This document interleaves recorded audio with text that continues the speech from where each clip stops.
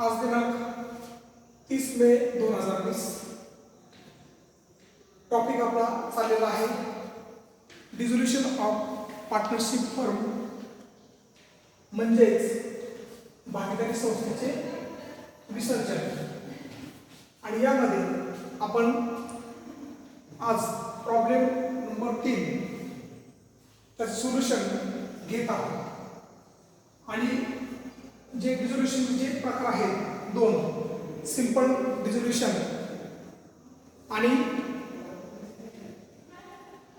Dissolution under insolvency of partner, हे दोन प्रकार आहेत.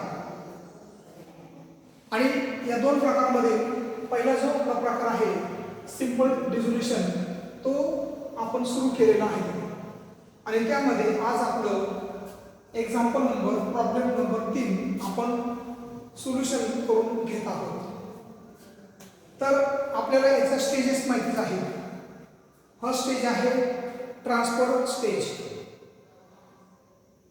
Second stage realization stage, third stage distribution stage आणि फोर्थ स्टेज आहे आपली क्लोजिंग स्टेज. आता हे 3 नंबरचं जे उदाहरण आपल्या समोर दिसतंय, journal of Raju and Sanju, हे जे उदाहरण आहे या उदाहरणामध्ये आपणास जर्नल एंट्रीज विचारलेल्या आहेत. उदाहरण दोन प्रकारचं असतं, एक विथ जर्नल एंट्री किंवा सेकंड आपल्याला लेजर अकाउंट्स विचारलेले असतात.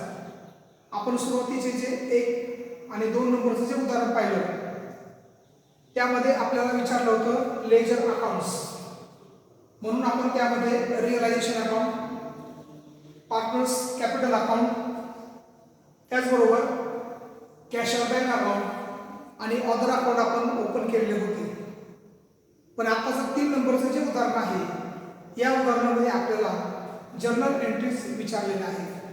आणि मग सोल्युशन म्हणून आपण देताना यामध्ये जर्नल एंट्रीज द्यायच्या आहेत आणि वर्किंग नोट म्हणून आपण यामध्ये realization account, partners capital account आणि कॅश बँक अकाउंट हे आपण रफ याच्यामध्ये वर्क म्हणून आपण घ्यायचं आहे. तर अशा रीतीने व्यवस्थितरित्या पॉईंट आउट करून घ्या की जर जर्नल एंट्रीज विचारल्या असतील तर जर्नल एंट्रीज द्यायच्या आणि लेजर अकाउंट विचारले असतील लेजर अकाउंट्स द्यायचे आणि त्या संबंधित उदाहरण सोडवायचं आहे. आपण आता 3 नंबरचं उदाहरण प्रथमतः रीड द प्रॉब्लेम केअरफुली. आणि आपण सगळ्या गोष्टी यामध्ये transfer stage, journal entries, realization stage, distribution stage आणि क्लोजिंग स्टेज एकत्रितरित्या पाहणार आहोत. आणि म्हणून first, Raju and Sanju are partners sharing profits and losses equally. आता आपल्याला रेशो असलेला ह्यांचा इक्वल रेशो दिलेला आहे, इक्वल. मग जेवढे पार्टनर्स आहेत इक्वली यांचा रेशो आपल्याला दिलेला आहे, इक्वल रेशो दिलेला आहे, समसमान. Raju and Sanju are partners sharing profits and losses equally. They decided to dissolve their firm on 31 March 2019. आणि त्यांनी ठरवलं की फर्म 31 मार्च 2019 रोजी फर्म विसर्जन करायचं ठरवलेलं आहे. आणि पार्टनर्स आपल्या कोण आहेत? Raju and Sanju. The balance sheet of the firm on 31 March 2019 was as under. Balance sheet as on 31 March 2019. उदाहरणामध्ये थोड्याशा इकडं तिकडं चुका आहे तर त्या नीट समजून घ्या. Balance sheet as on 31 March 2019. आणि आपण उदाहरण सोडवताना सुरुवात करतो डिझर्वेशनची लायबिलिटी साईड करून, लायबिलिटी साईड. आता यामध्ये या पद्धतीने आपण घ्यायचं. आपल्याला विचारलेलं आहे pass necessary journal entries and write off the realization account and partners capital account. तर मी इथं ब्लॅकबोर्डवरती जर्नल एंट्रीज बनवतो आणि रिअलायझेशन अकाउंट आणि पार्टनर्स कॅपिटल अकाउंट तो तुम्ही पुस्तकातील जे पेज नंबर आहे 220 पेज नंबरवर जे आहे तर ते सोल्युशन तुम्ही त्या ठिकाणी पूर्ण करायचा. तर आपण लायब्ररीसाठी सुरुवात करूया. पहिला आयटम आहे रिझर्व्ह फंड. रिझर्व्ह फंड 8000 तर तो पार्टनर्समध्ये डिस्ट्रीब्यूट करायचा. म्हणून पहिली journal entry reserve fund account debit. Reserve fund account debit 8000 to. आता हा रिझर्व्ह फंड 8000 पार्टनर्समध्ये इक्वली डिस्ट्रीब्यूट करून घ्यायचा. म्हणजे इथे येईल आपलं to Rajiv capital account.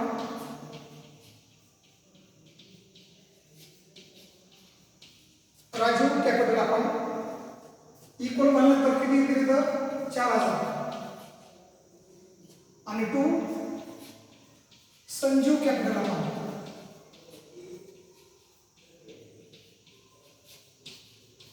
Sanjeev capital account 4000 आणि असं डायरेक्शन द्यायचं be reserve fund transfer to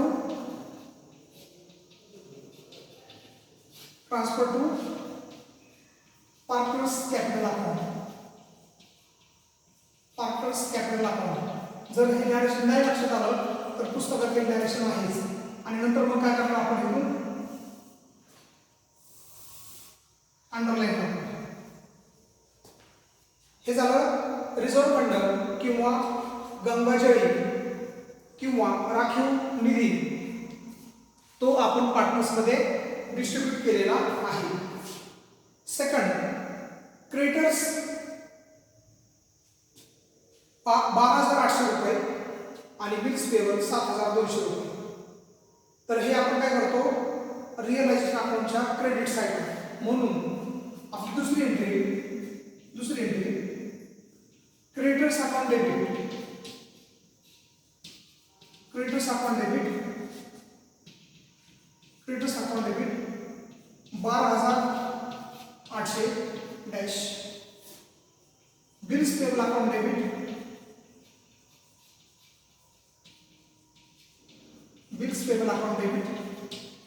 त्याची अमाऊंट दिलेली आहे 7200. ही आपली लायबिलिटी आहे फॉर्मची.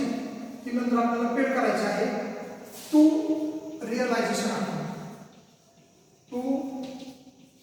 Realisation account.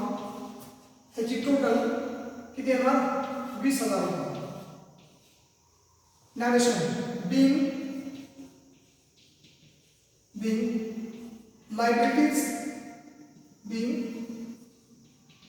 liabilities transferred to realization account.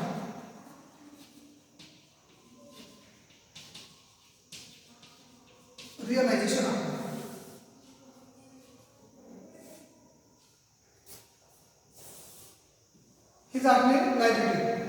त्यानंतर कॅपिटल अकाउंट तो पार्टनर्स कॅपिटल अकाउंटच्या क्रेडिट साईडला जाईल bye balance brought down.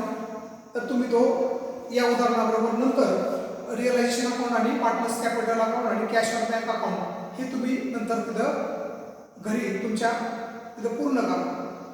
Liability साईडचे आपले आयटम झालेले आहेत.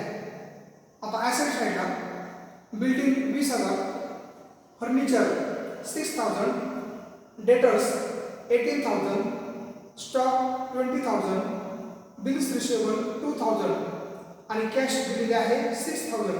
तर कॅश ट्रान्सफर होणार नाही. कॅश का ट्रान्सफर होणार नाही तर आपण cash of bank account open केलेला असतो आणि कॅश ऑफ बँक अकाउंटच्या डेबिट साईडला आपण टू बॅलन्स ब्रॉट डाऊन लिहितो. आणि म्हणून इथं ॲसेट साईडला डेबिट बॅलन्स असतो. म्हणून लायबिलिटीजच्या अपोजिट एंट्री इथं होईल. काय एंट्री होईल आपली रिअलायझेशन अकाउंट डेबिट. टू, आता आपण एक एक ॲसेट लिहिणार आहोत. पहिले ॲसेट आहे टू बिल्डिंग, आणि बिल्डिंगची अमाऊंट किती आहे 20,000. त्यानंतर to furniture,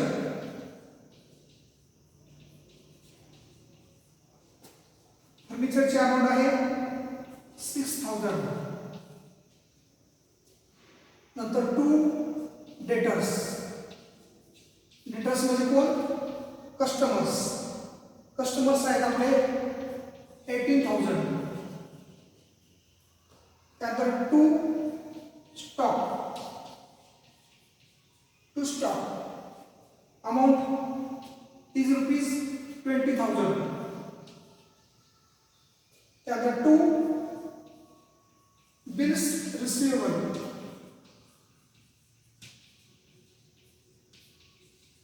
bills receivables account amount is ₹2,000. आणि ह्याची टोटल करायची, टोटल याची 8 16 आणि 5 म्हणजे टोटल किती येणार याची 66,000 रुपये टोटल येणार. नॅरेशन त्याचं Bing assets transferred to realization account, transferred to realization account आणि अंडरलाईन झाले. आपल्या आतापर्यंत किती एंट्री झाल्या 3. पहिली लायबिलिटी मध्ये रिझर्व्ह फंड, रिझर्व्ह फंड आपण debit 8,000 to Rajiv capital account निम्मा 50% 4,000 to Sanjeev capital account 50% equal 4,000. Narration being reserve fund transferred to partners capital account in their profit sharing ratio. Second entry, creditors account debit 12,800, bills payable account debit 7,200 to realization account. H total 20,000. Narration being liabilities transferred to realization account. Third, asset transfer, realization account debit 66,000 to asset transfer केला आपण to building account 20,000 to furniture account 6,000 to debtors account 18,000 to stock account 20,000 आणि to bills receivable account 2,000. Narration being asset transfer to realization या पद्धतीने. त्यानंतर next cash 6,000 आपण घेत नाही. Balance sheet total आहे 72,000 रुपये. आता पहिली स्टेज आपली संपलेली आहे ट्रान्सफर स्टेज. ट्रान्सफर स्टेज मध्ये आपण सर्व आयटम्स ट्रान्सफर केलेले आहेत. आता आपली दुसरी स्टेज आहे रिअलायझेशन स्टेज. रिअलायझेशन स्टेज मध्ये आपण ॲसेट मार्केटमध्ये विकतो. मार्केटमध्ये आपण ॲसेट विकून आपल्याला कॅश अवेलेबल होते, आपल्याला तिथं कॅश आपल्याकडे येते आणि म्हणून आपण रिअलायझेशन स्टेजमध्ये cash or bank account debit to realisation account, cash or bank account debit to realisation account आणि म्हणून आपली इथं 4 नंबरची एंट्री होईल. 4 नंबरची cash or bank account debit, cash or bank account debit to realisation account, to realisation account. आता आपण पाहूया आपल्याला काय काय मिळालं. स्टॉकचे आपल्याला स्टॉकचे किती मिळाले, मार्केटमध्ये आपल्याला स्टॉकची रक्कम किती मिळाली, हे रोख वर्क आहे. स्टॉकचे मिळाले आपल्याला 18,400. त्याच्यानंतर the asset realise as under stock ₹18,400. Debtors, डेटर्सचे किती मिळाले आपल्याला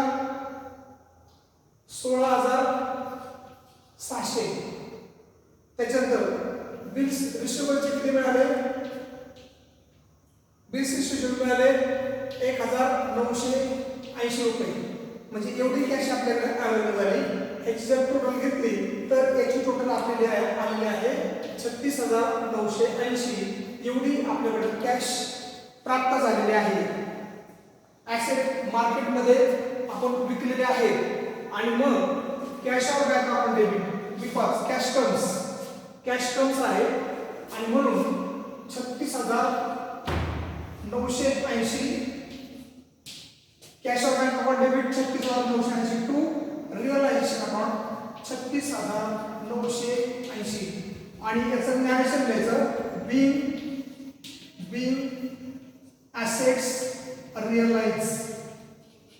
being assets realized in the market.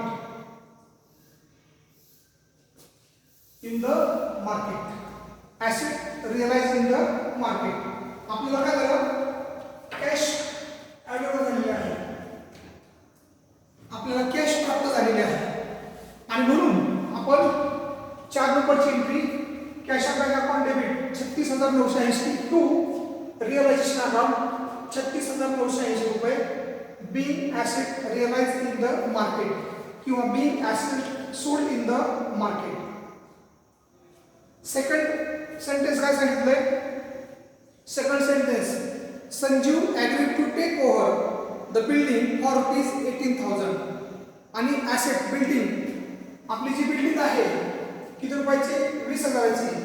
He building कुणी टेक ओव्हर केली? संजीवने टेक ओव्हर केली आहे. संजीवने त्याच्या प्रायव्हेट पर्पजसाठी टेक ओव्हर केलेली आहे आणि त्यामुळं आपल्याला येथे जनरल एंट्री होईल संजीव कॅपिटल अकाउंट डेबिट 5 नंबरची एंट्री आपली 5 नंबरची Sanjeev capital account debit Sanjeev capital account debit. आता किती रुपये घेतले? 18,000 रुपये. म्हणजे Sanjeev capital account debit 18,000 to realisation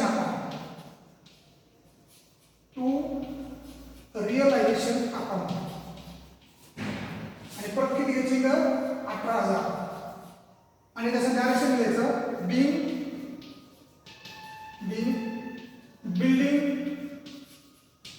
building take over narration थोडक्यातच लिहायचं. नॅरेशन जर लक्षात आलं नाही तर पुस्तकात नॅरेशन आहे त्याप्रमाणे तुम्ही ते पाहून घ्यायचं. ही झाली आपली 5 नंबरची एंट्री. बिकॉज बिल्डिंग कुणी घेतली आहे, टेक ओव्हर कुणी घेतली? संजीवनी. म्हणून इथं debit the ratio Sanjeev capital account debit to realisation account 18,000. त्यानंतर पुढची एंट्री आपली जनरल एंट्री आहे 6 नंबरची. Next sentences and Raju agreed to take over the furniture for ₹4,000 5,400 आणि फर्निचर कोणी घेतलं? राजूने.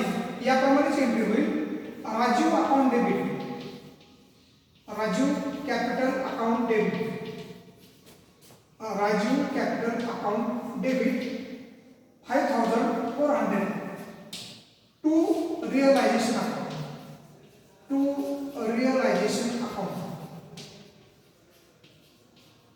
Realisation account 5,400.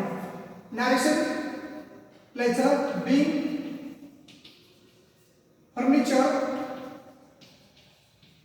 Furniture take over by Raju. Furniture take over by Raju. किती रुपये घेतले? 5,400 रुपये. नेक्स्ट सेंटेन्सेस काय सांगितलंय? The realisation expenses amounted to ₹600 आणि डिझोल्युशनचा किंवा विसर्जनचा खर्च आपल्याला किती रुपये आला? 600 रुपये आला. त्याचबरोबर आपलं सावकाराचं देणं किती आहे? 12,800 रुपये. बिल्स पेबल आपल्याला देणं होते किती आहे? 7,200. याचा अर्थ आपल्याला 20,000 रुपये ऑलरेडी देणं आहे. 20,000 रुपये ऑलरेडी देणं आहे. ते देत असताना त्याच्यामध्ये ऍड करायचं डिझोल्युशन एक्सपेन्सेस किंवा किंवा रिअलायझेशन एक्सपेन्सेस त्यामध्ये ॲड करा आणि एकत्रित दोन एंट्रीज वेगळ्या बनवण्यापेक्षा एकत्रित आपण कंबाईन एंट्री बनवूया आणि पुढची आपली 7 नंबरची एंट्री होईल। आता डिस्ट्रीब्युशन स्टेज, आता कोणती स्टेज आहे? डिस्ट्रीब्युशन। आणि या स्टेजमध्ये कॅश पेड आहे, लायबिलिटीज पेड आहे आणि त्या आपल्याला कॅशमध्ये पेड करायच्या आहे आणि म्हणून डिस्ट्रीब्युशन स्टेजमध्ये आपण रिअलायझेशन अकाउंट डेबिट जी आपण 4 नंबरची एंट्री केली ना त्या 4 नंबरच्या जनरल एंट्रीच्या opposite distribution stage realisation account debit to cash और बँक अकाउंट। लिहा मग सगळ्यांनी आता इथं realisation account debit, realisation account debit. आता हे 20,000 आणि ते 600 रुपये, 20,600 रुपये आपण कॅश पेड केलेले आहे आणि म्हणून इथं जाईल आपले कॅश गोज आउट आहे आणि म्हणून टू कॅश और बँक अकाउंट, टू कॅश और बँक अकाउंट 20,600 रुपये। नॅरेशन द्यायचं being liabilities paid, being liabilities and realization expenses paid in cash आणि मग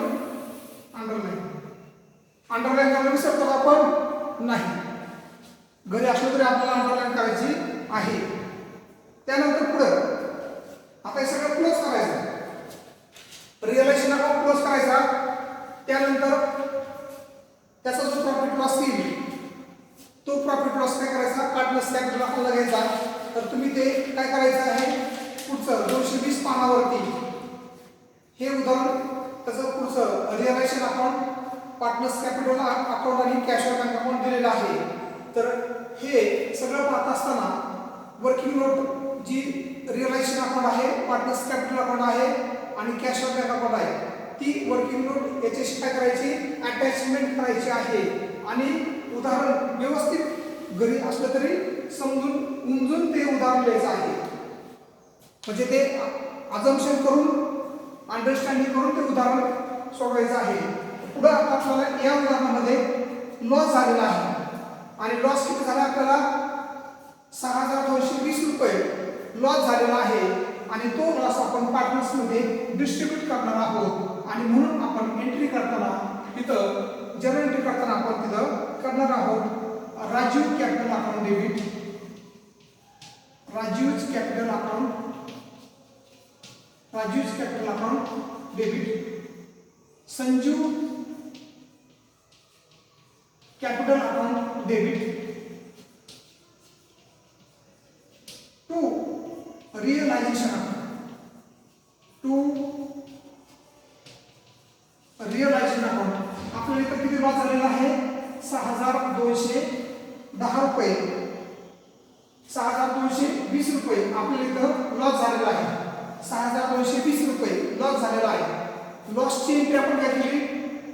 लॉसची एंट्री केली आपण partners capital account debit to realization. आता ही 4थी स्टेज झाली आपली closing stage, partners capital account debit to realisation account. आणि हे जर प्रॉफिट असतं तर आपण जनरल एंट्री ह्याच्या अपोजिट केली असती, realization account debit to partners capital account अशी आपण जनरल एंट्री केली असती। आता इथं काय केलेलं आहे? लॉसची entry Rajeev capital account debit, Sanjeev capital account debit to realisation account 6,220 हे इक्वल 50-50% त्यांना काय करायचे? वाटून घ्यायचे आणि म्हणून राजीव कॅपिटल अकाउंट डेबिट किती बघितलं? 3,110 dash, Sanjeev capital account debit किती केलं? 3,110 dash to realisation account 6,220। Narration घ्यायचं, narration being loss on realization account, being loss on realization account आणि मग अंडरलाईन। आणि त्यानंतर शेवटची आपली entry settlement of partners capital account. आणि याच्यामध्ये सेटलमेंट करताना कधी कधी काय असतं? कॅश रिशूड असतं, कॅश रिशूड असेल,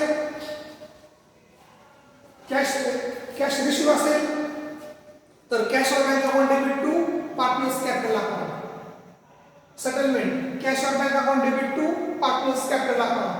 आणि जर कॅश पेड असेल तर त्याच्या opposite partners capital account debit to cash और bank account. Partners capital account debit to cash और बँक अकाउंट. आणि या उदाहरणामध्ये आपल्याला काय करायचे आहे, कॅश पेड करायचे आहे. आणि कॅश पेड करताना मग आपली 9 नंबरची एंट्री होईल Raju capital account debit. Raju capital account debit. Sanju's capital account debit. Sanju's capital account debit to cash और बँक अकाउंट. आता आपल्याकडे कॅश किती आहे ते पण आपण पाहिजे आहे. आणि यांची कॅश आपण द्यायची आहे 23,000 22,380 रुपये एवढी आपल्याला कॅश द्यायची आहे.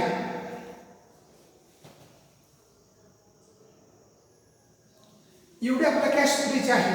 आणि ही कॅश देत असताना राजीव कॅपिटल अकाउंट डेबिट 15,490 आणि संजू कॅपिटल अकाउंट द्यायची आपल्याला 6,890. ही रक्कम आपल्याला कुठून मिळेल, पार्टनर्स कॅपिटल अकाउंट क्लोज केल्यानंतर. पार्टनर्स कॅपिटल अकाउंट क्लोज केल्यानंतर ही रक्कम आपल्याला मिळणार आहे. आता इथं म्हणायचं टू कॅश और बँक अकाउंट आहे ना, तर कॅश और बँक अकाउंट आहे म्हणजे बी cash paid to partners. Cash paid to partners कंस करा आणि काय करा, अंडरलाईन करा. आता हे उदाहरण जे आहे, हे उदाहरण आपण 4 स्टेज पाहिल्या. 4 स्टेज मध्ये आपण पाहिलं काय पाहिलं, journal of Raju and Sanju. पहिली एंट्री आपण केली reserve fund account debit 8,000 to Raju capital account 4,000 to Sanju capital account 4,000. Narration be reserve fund transfer to partners capital account in their all profit sharing ratio. Second entry आपण केलेली आहे तर creditors account debit 12,800, bills payer account debit 7,200 to realisation account 20,000. Narration B liabilities transfer to realization account. Third entry asset transfer ची realization account debit 66,000 to building account 20,000 to furniture account 6,000 to debtors account 18,000 to stock account 20,000 आणि to bills receivable account 2,000. Narration B asset transfer to realization account. 4 नंबरची entry cash और bank account debit 36,980 to realisation account 36,980 being asset realized in the market किंवा being asset sold in the market. 5 नंबरची Sanju capital account debit 18,000 to realisation account 18,000 being building take over by Sanju. 6 number Raju capital account debit 5,400 to realisation account 5,400. Narration बी furniture take over by Raju. 7 number realisation account debit 20,600 to cash और bank account 20,600. Narration बी liabilities and realisation expenses paid in cash. आपण एकत्रित entry इथं केलेली आहे. आता इथं 2 एंट्रीज होतात, आपण त्याची कंबाईन एंट्री केलेली आहे. पुस्तकामध्ये 10 एंट्री दिसतील पण आपल्या सोल्युशन मध्ये 9 एंट्री दिसत आहे. 9 म्हणजे 10 एंट्री आपण इथं कंबाईन एंट्री केली असल्यामुळे. 8 नंबरची loss on realization transfer to partners capital account. Raju capital account debit 3,110, Sanju capital account debit 3,110 to realisation account 6,220. हा आपला फर्मचा काय आहे, लॉस आहे. लॉस हा डिस्ट्रीब्यूट केला. आणि सर्वात शेवटी आपली एंट्री क्लोजिंग स्टेज मधली फायनल सेटलमेंट. फायनल सेटलमेंट मध्ये आपण Raju capital account debit 15,490, Sanju capital account debit 6,890 to cash और bank account 22,380 being cash paid to partners किंवा असं म्हणायचं बिंग फायनल सेटलमेंट. आता हे उदाहरण तुम्ही घरी सोडवताना काय करायचं आहे, घरी उदाहरण सोडवताना 220 नंबरच्या पानावरचं याच्याबरोबर वर्किंग नोट ती पण लिहायची आहे आणि हे जर्नल लिहायचं आहे आणि दोन्ही जर्नल आणि लेजर अकाउंट सायमल्टेनियसली काय करायचं आहे ते समजून घ्यायचं आहे, हे लक्षात घ्या. आणि उदाहरण व्यवस्थितरित्या जर्नल एंट्री जी आहे, आता आपण या टॉपिक नंतर आपण 4 आणि 5 नंबरचा सुरू करणार आहोतच, पण सर्वात महत्त्वाचा हा टॉपिक आहे त्यामुळे आपण रिझोल्यूशन अगोदर सुरू केलेलं आहे. ओके, आणि आपण सर्व टॉपिक त्याच्यामध्ये कव्हर करणार आहे. तर याच्याबरोबरच working note, realisation account, partners capital account आणि कॅश ऑफ बँक अकाउंट ते आणि जर्नल हे सर्वांनी काय करायचं आहे, पूर्ण करायचं आहे.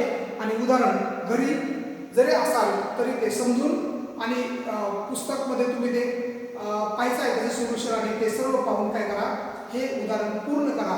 तोपर्यंत सर्वांसाठी धन्यवाद.